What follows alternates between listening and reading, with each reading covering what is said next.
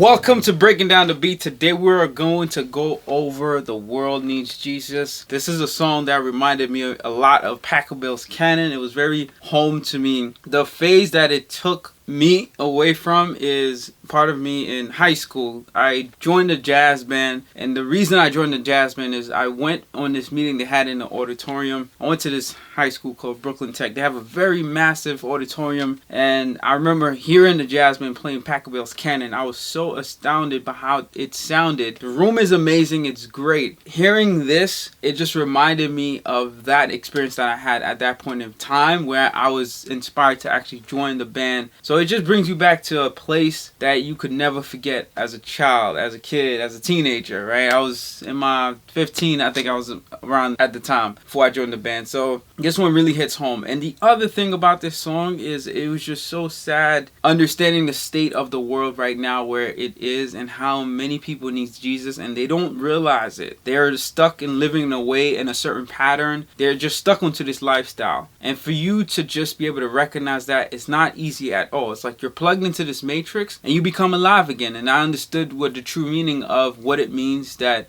you are a newborn after you decide to give your life up to serve Jesus Christ. Understanding the true meaning of that. So this one really took it home for me in that instance. So we're going to break it down. What I was playing was pretty much the three major parts of the song. The intro, the verses, as well as the chorus as you have just heard. But we're going to go down through the production line as we have here. So what do I have in this? Right? You heard the piano. So the piano is definitely key and instrumental to this as you heard. Right?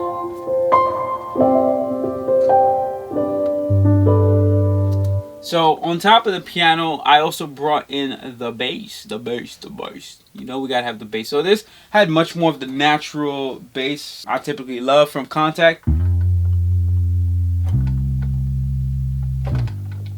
Right? So that's what was pretty much was playing in the beginning. But it was on the high end. Octave above that, that's what it was playing. On top of this, I also have my synths. So the synth, what it's doing is something a little different. It's actually playing the same exact notes as the bass, but I played around with it, right?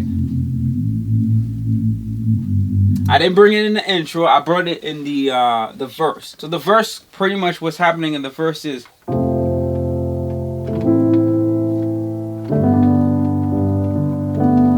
so it's just this, right? That's the bass notes, and if we use the same bass on it, but I think I was playing the octave below that, so it's more like, so you hear that darkness,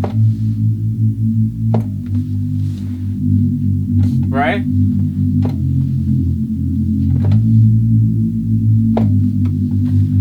And you could hear the glide. So the reason we have the glide is for me to be able to get that transition as I'm going from one note to the next. So you go to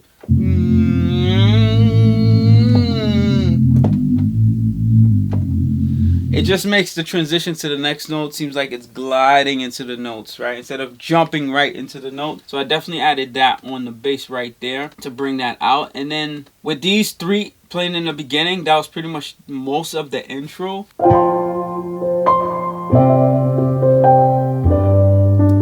So what else do I have there as you would expect? So I have my this right. Remember this?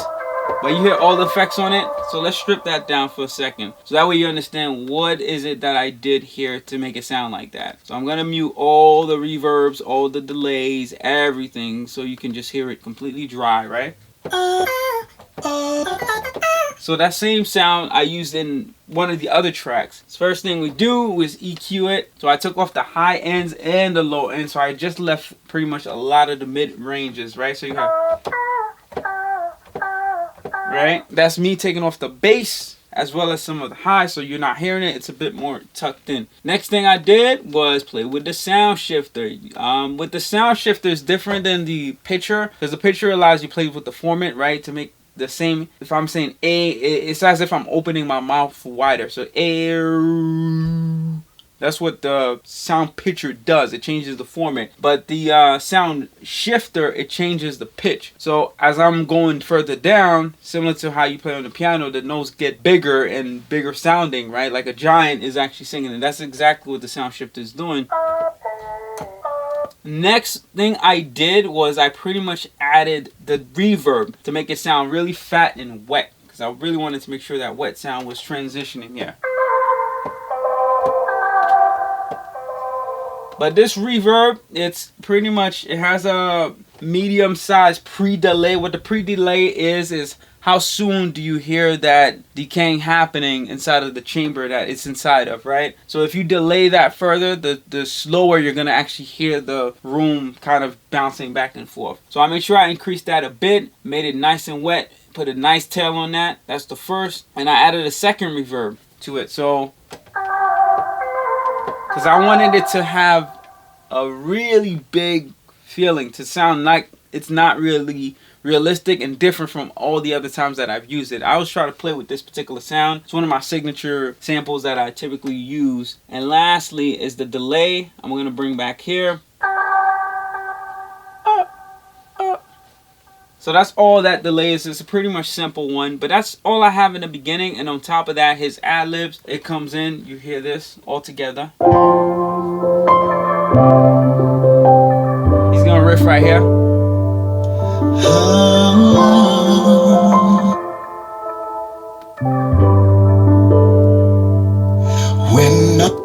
Right, so he does that riff thing. The last thing I want to bring to your attention, I wanted to play around with, because for this song, I wanted it to sound a little bit, not annoying, but inside of this space chamber. But it's a space chamber that is in the middle of transitioning to another planet. That's how it is in my head, right?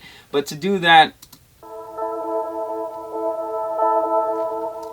you hear that sound that's happening? So let's strip this down real quick so you understand what that was. Because it didn't really sound like that from the beginning. But I'll let you hear the original. That's the original, right? It's a sample that I found somewhere else for commercial use. But I wanted it to shift it to make it sound different and tuck it inside of the song so you didn't really hear it. First we did similar to what I did with the other vocal sample. Took off the high ends and the low ends. Right? It feels more like a guitar that's happening, right? A guitar slap, somebody's playing. And then we added our reverbs, the two reverbs that we have. Made it sound like it's in a bigger space. And then we added our delay, of course. And that was pretty much it. So that's what's happening in the beginning to give it that feeling that you're not going to get anywhere else. And this is how we play around sometimes, putting the song in an ambient space that you haven't heard before, give it a unique environment that you're not really used to. And I also kept this playing throughout the verses as well, all throughout. But I took off more of the high ends in there, so pretty much so you can hear less of it and hear more of the middle range, and it doesn't sound as apparent because his vocals is going to be singing on there, and I didn't want it to really clash. In the beginning, he just pretty much did the intro, so there wasn't much, but here he's actually singing. That was pretty much it for the instrumentation stack. And then when we got to the verse, I got my metal piano playing, my Rhodes. So it's just this, right?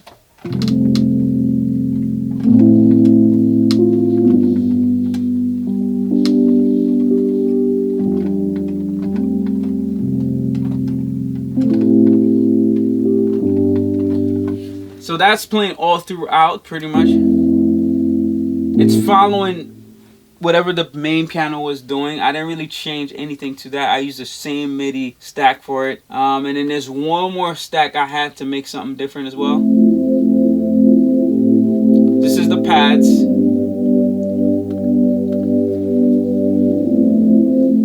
This is called the Indian Bansuri pad. And I had to put some EQ in this because I think originally you hear too much of it.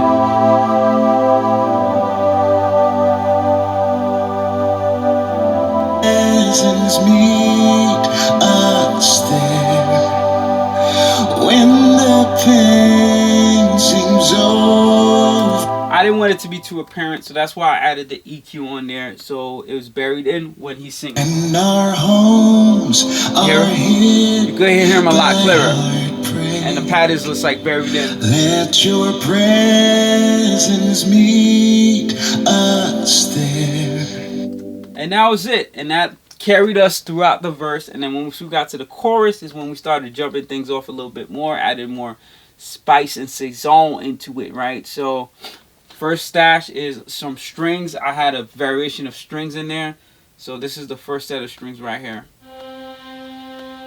So this is where he transitions. I know the world needs Jesus. So this is where the Pachelbel canon to me is happening, right? This is the part that really took me back to my childhood. So it goes like,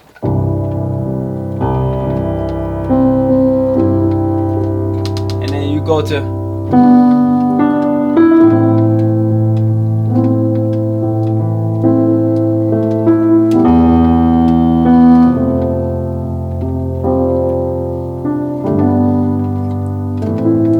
so that was very memories to me. Like, it just brings back so much memories. I can't tell you how I feel when I'm hearing that transition. I didn't compose this song, but just being able to kind of like replicate and put my own touch to it, utilizing that chord transition was good memories. That's what the chorus is pretty much doing.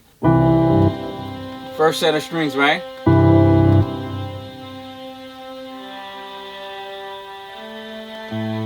And the second set of strings.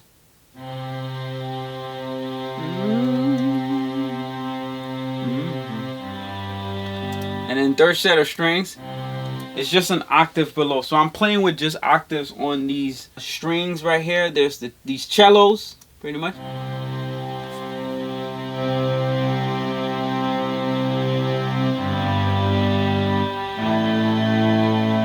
And the next set of strings, this is where the chords are happening.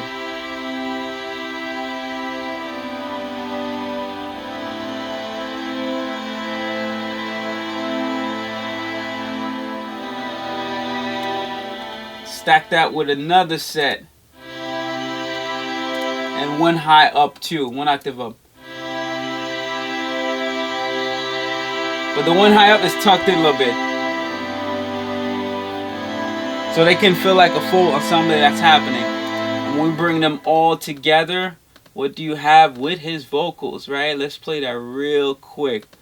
'Cause we know our world needs Jesus. We know our world.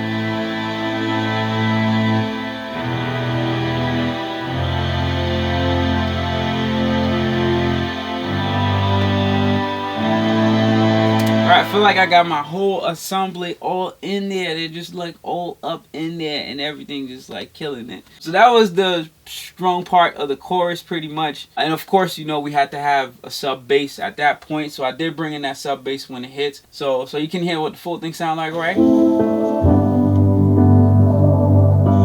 'Cause we know our world needs you. You hear that? Can't miss the bass, because I wanted it to feel transitioning from the verse to the chorus. The chorus always got to open it up and make it a bit much more powerful. And that was pretty much it. That's all the instruments that carried throughout the song. And I think there's one more part here that I may have missed, which comes after the first chorus happens. And that's my guitars, baby. That's my guitars.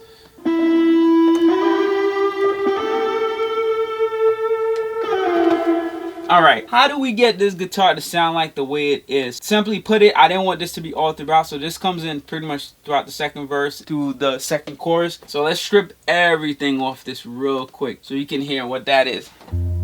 It's our bass, right?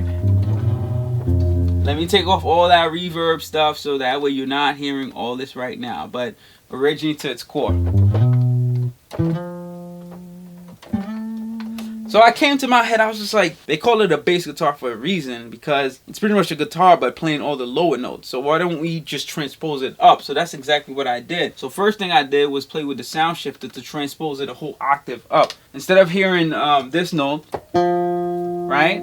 You're now feeling it to be much more of a guitar. So let me bypass it one more time so you have this, right? But when we add the sound shift on it, so it's right, it's a whole octave above. So that's step one. Next we add this guitar amp. It's called the Guitar Amp Pro inside of Logic, the old school Logic, by the way. So now you hear the distortion happen.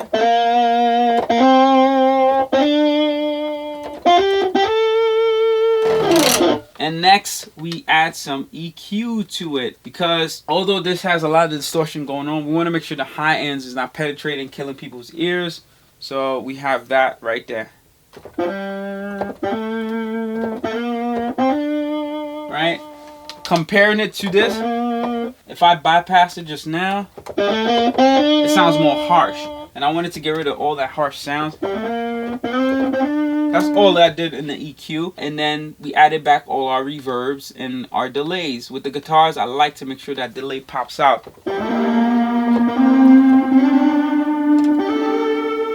And that's pretty much how we got that guitar sound, right? It's not really a guitar, it's a bass guitar that I just transposed and added some effects to it, and then bam, there you have it. And then the part where it started getting dramatic is after the second chorus, where it goes into the bridge.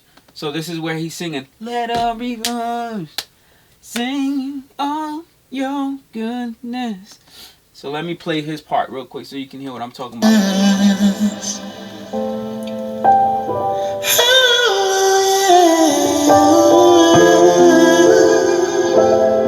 Right, he's all airy, all up in there. Now we're gonna bring him down. Let every heart turn. So in my head I was thinking, how can I make this sound bigger? And there's no easy way to do that other than bring some of that rolling drums, right? That's coming in. So the first that we did was I had that. This type of rolling drum effect that I wanted to do was I had this impact sound, and I just pretty much reversed it. And let me let you hear how it sounded originally, so you can get an idea and glimpse of exactly what is it that I did. So I had this sound, right, and you can play with these samples pretty much. That's one thing I love about Logic. So if I reverse it right now, it should be able to play me back what it originally sounded like. So this is it right here. That's all it is. It's like this impact hit that's happened, right? And then I reversed it so that it felt like it was crescendoing up. And then that's all it is. And then we also have a reverse crash. The reverse crash is the same thing. It's a crash that's happening and you reverse it. And I merge them together to happen and hit around the same time. And then bam. So when that hit impact sound comes in, we also had to add some other drums to make sure that it was felt. One I did was here, right? You got this one sound. So it goes. And then we added another one. Right, to really make that impact really hit. And I also added some stumping drums because I wanted to have that stumping feeling. So when he's singing, is it let it reverse? So in order to put that, I just put a regular kick, but I took off the high ends and left the bottom ends in and added a little bit to it, right? So a little bit of reverb, so it sounded spacious. So we got this, right?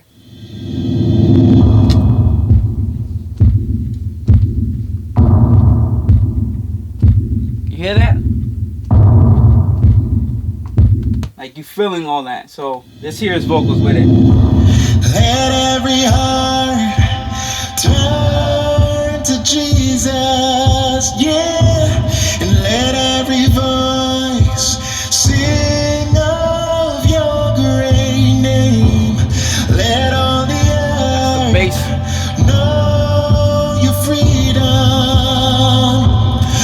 so tricky messing with this because the drums that are hitting and that bass, they were hitting around the same frequency, so I had to make sure that I EQ'd it in a way so that they're separated and you can hear both of them kind of clear. So that was pretty playful EQing that I had to do.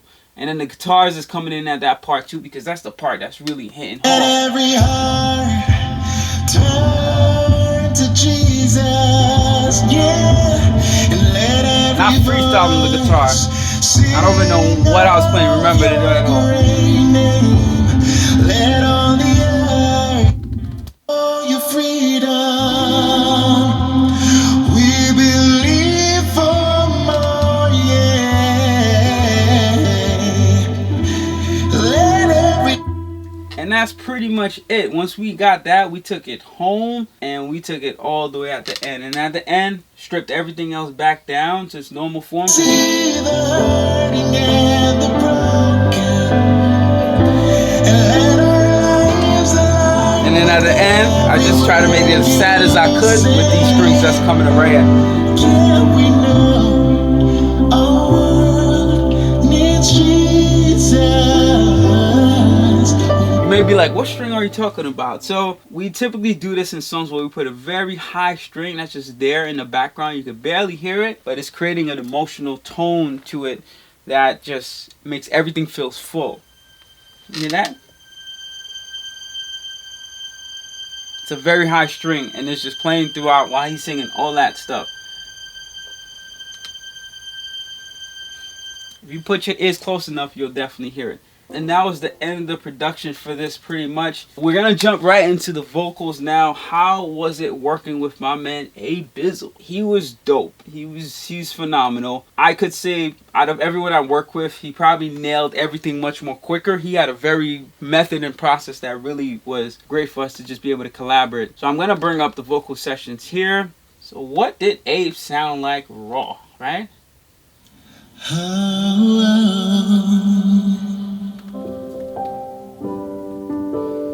If you haven't seen any of my videos, the method that I worked on putting this project together is I started with the raw piano recording. No production to it. Then I was sourcing for singers to collaborate with, and then I and A pretty much, he liked it. He wanted to take a shot at it. I liked his voice, and I was like, go for it, right? And that's how we pretty much started working together. But I just sent him my piano recording. He did his takes, recorded and everything. And then he gave that back to me. Then I mixed it all down. Once I mixed it all down with just the simple piano and his vocals, then I brought it over into Logic so I can build out the production a lot much more. So I brought his vocals over and I finished the entire production, added the strings, dynamics, everything you heard afterwards. So that's how we pretty much worked and collaborated together. And I wish I could get him on an interview so that way he can tell you a bit much more about himself. But I know he was dealing with some personal things as well. He wasn't able to make time. So he's really zoned in right now and focused on so many things that he has his hands on. But he's an amazing person. I can say he put his heart and soul into each and every one of those records. He really thought about the professionalism, to deliver that professionalism, because I told him I'm doing this to devote my own testimony from God to others. Like the greatness that God has put under my life, I want to be able to express that and give it my all and really spend time. And he really took that, and for everything that he did, nailed it down to the T because of that, right? From the recording, his deliverance of the vocals, as well as the video as well, because we're in totally different areas. I'm here in the United States, in the New York region. He's out in Nigeria, time zones and time zones away, but we still found ways to make this work. So he was pretty much very good in delivering all these things to me. Let's strip all this down real quick. I'm going to take off all the effects.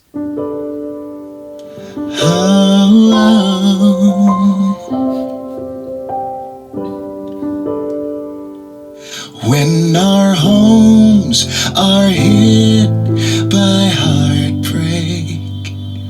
So this was so funny to hear this right here, and I don't know if you catch this. I heard some pretty much cars honking by in the background right here in the recording, but it came off in the song as more of an effect, but that was actually his vocals recording. So I guess wherever the studio was they were recording at, it wasn't like completely insulated, which was cool because he was clear enough and I was able to hear him pretty good. But yeah, he nailed that. When the pain seems overwhelming,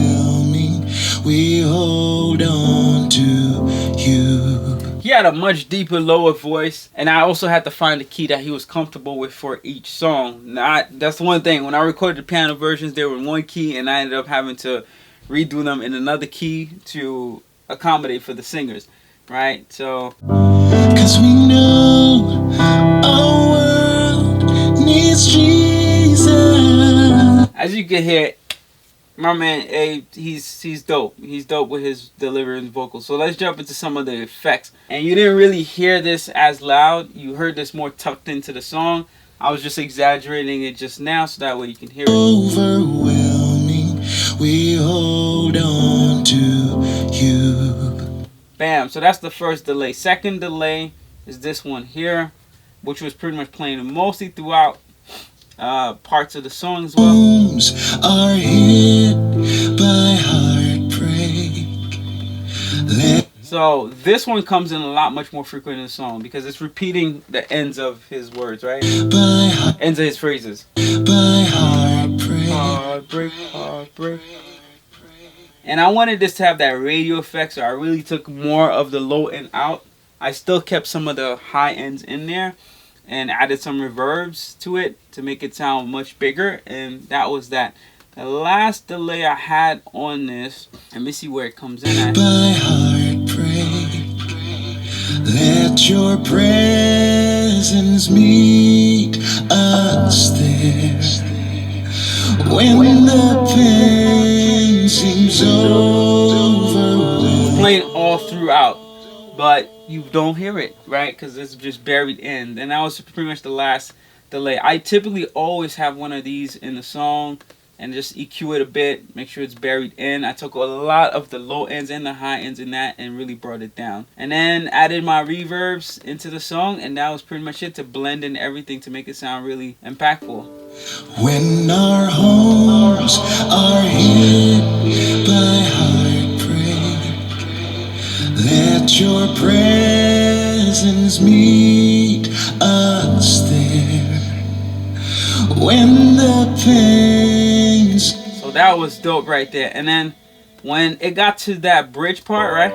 Let every heart turn to Jesus, yeah. And let every voice sing of your great name. He killed that. He killed that, murdered that. And then once that bridge ended, And let our lives align with every word he had to soften up again. Yeah, we know our world needs Jesus. We know. And we went back and forth on this because when he first delivered it to me, I'm like, you got to give me some dynamics. You can't just be strong all throughout different parts. So he took that into consideration and brought that down. And then when he repeated again, he got even softer. He went in like he had sugar cane, candy, maple syrup, all in there, right? Right there. Where it's falsetto. You, Jesus. And I know this heart needs healing. So from my knees I lift this prayer to you, my Savior, and for my life and for the world. You're the.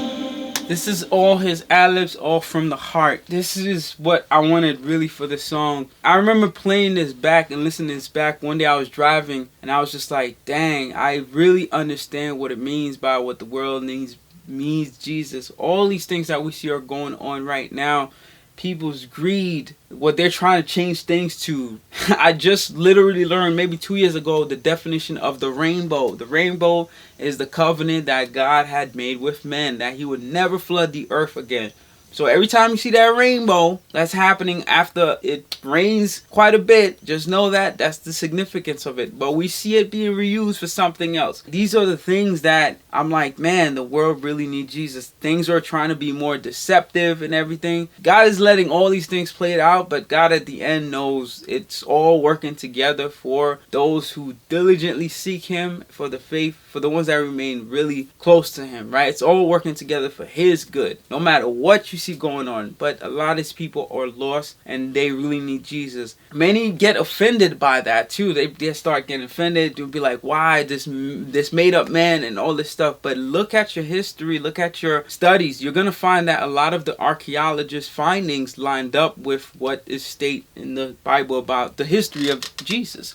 Nothing in there is actually lie. I myself, I face that doubt at times. I sometimes hesitate. I was like, man, I'm not so sure. Could all of this be made up? Sure, it could have. Has it been, I wouldn't say twisted, has it been hindered a bit? But it may have, but all works together for those that really see God.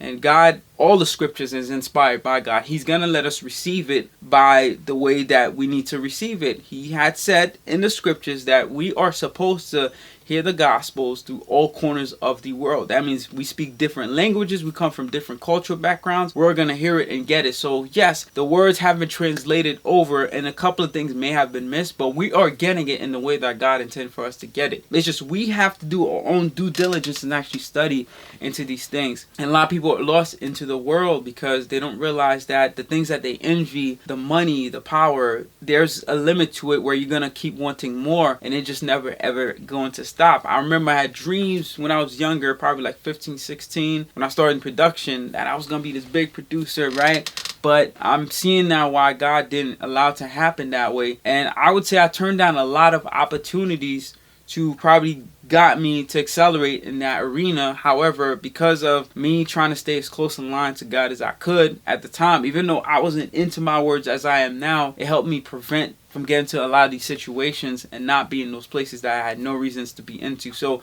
a lot has happened for me for the good, the better of me to be here with you today, or else I wouldn't have been able to tell you this. And I only thank God for it all. The point I am now, I'm much more aligned with God. A lot of things I was doing, I was into a lot of sexual activities. It's crazy, just being in the world, right? And it's just going after women and doing all this stuff, being to my own self, to my own, trying to fill my own desires. And these are the things that you tend to be into. And it took me a while to understand that a lot of these things that people are curious about or they're confused about, it comes and stems from temptations. Like, we're always going to be surrounded by it, and it's the equivalent to the temptations I faced. And I was able to overcome that by really aligning much more with the word. And when we do that, it transforms us in a way that we cannot explain. Many of my friends that probably could say against that, or people that I know that could try to say something against that, they'll be like, it's all a lie. But I dare them, I challenge them to actually read and study the word for themselves. That's all it is. Like, read the book of Genesis. Really focus on it. Just start with there, right? It's going to really start transforming you to turn you to this other person that's going to be a better version of you. Despite of the religion, right? People try to make up all these different religions, these rituals. You don't need to pay attention to none of that. Just read the scriptures, read the book. You are going to be transformed by the way that the word wants you to be transformed. And that's what helped me get closer and closer to that state. So I'm telling you this today, and I hope it brings inspiration for you to give that a shot. Because that's what this song means for me, to how the world really needs Jesus and how we can spread that. Right, so back to the tune. Once we got the vocals mixed down and everything, right, brought that back to the production session, it was just really the mastering of this. What was tricky about this song was, like I said, when it got to the part where the bridge was hitting, because I had that bottom drum and that coming in, I had to do the mastering for that part on there to make sure that everything was leveled off. Because I remember the first mastering version of this that I did, that drum was just taking over everything, and I wanted to make sure it was settled. I didn't know how loud to make those kicks. It was this reverberish kick, but it was conflicting with the bass and such. So playing with all that stuff was a bit tricky to do. And I'm opening it up right now just so you can understand exactly what I mean. Okay, so here is the part, right? Let every heart turn to Jesus. I know I was talking about the multi-band compressor, but it was very key, instrumental, and important here. I'm going to solo that part right now, just the bottom end, so you can hear just the bottom end.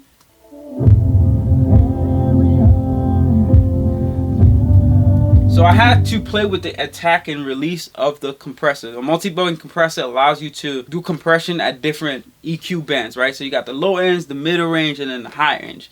The bottom is where all your bass kicks all typically sit. The mids is where your vocals, some of the instruments sits, and the highs where like your cymbals, hi-hats, and some of the airy stuff in the vocals sit. So I had to really focus on the bass part to really nail this down. Playing with the combination of the ratio, the attack, and the release, because I wanted it to make sure it still sounded natural and it didn't sound falsy, right? So we got this playing here.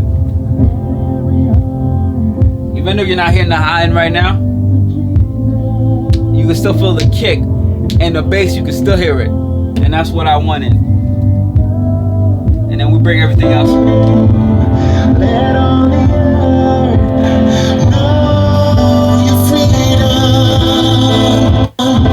And that was it. That was it. I really tried to make sure that segment was on point and was solid when it came to the mastering. And we threw our limiter on there. As you know, we got to make sure everything sounds as loud as every other song. So as you're transitioning from this song to other song, as well as from other songs to this song, it all feels like a smooth thing. You don't have to bring the volume up or down. It blends pretty nicely. And that was all for it. So I really hope that the origin, the background of this really inspired you, right? If you were just curious about how I pieced together the song and the production, or if you're an inspiring producer, you know that this one was not something I just like took lightly. It had an origin for me, one back from childhood, right? Pachelbel's canon, as well as understanding how the world needs Jesus. I really came to understand what that means, I would say, for the past like 2 years, when I really started devoting myself to being in the Word a lot much more and seeing what's going on. You end up being awakened, right? A lot of these things that are happening with Black Lives Matter and all these parades, they're all forms of deceptions that I'm gonna say the enemy, the devil, right, is using to really push against the agenda, the design that God has set aside. And you can fall into that pretty easily if you are blinded by all these things that are going on, because not all these things are meant to actually help and better a community. They are meant to actually suppress certain things which hurt us in the long run. But we have to be awakened to understand what that means, because they're not going to blatantly show you that in the news. You have to do this study yourself and understand these things so you can raise your consciousness to be aligned more with what God has inspired for us to be. So hope you found inspiration in that and everything else that I worked on, and how my process was piecing all this together. Abe's vocals, of course, our collaboration process. Definitely check them out, and definitely like if you found really good uses. They share it with someone who you think might get something out of this as well. Subscribe for, of course, for future contents that I will have continuously, and drop a comment. Let me know how this makes you feel. Just this piece, or if you interested in hearing other variations of this as well, you can also email me. That's me@yarleyg.com, or you can also check me out at yarleygmusic.com. Sign up there to stay updated with me. I have a sign up form where you can enter your email address, so that way we can stay in touch. Whenever I'm releasing new music, you'll definitely get it, right? We stay connected, because we never know what's going to happen with social media, right? I'm going to tell you, follow me on Instagram, but they may decide to shut down tomorrow. But at least if we stay in touch with email, we stay in the loop with everything else that's going on. So peace and love, and I shall see you next time. Trust in Jesus. Yeah!